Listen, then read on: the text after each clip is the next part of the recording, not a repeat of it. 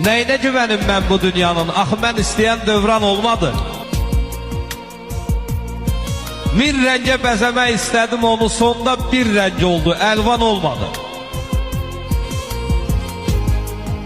Çox oldu çətində darda qaldığım. Bir xəbər almadı, xəbər aldığım. Xəstə günlərində dərman olduğum, mən xəstə olanda dərman olmadı.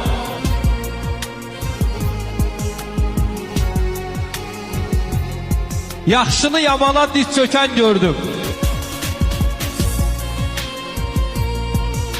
Dindaram deyənin mey içən gördüm.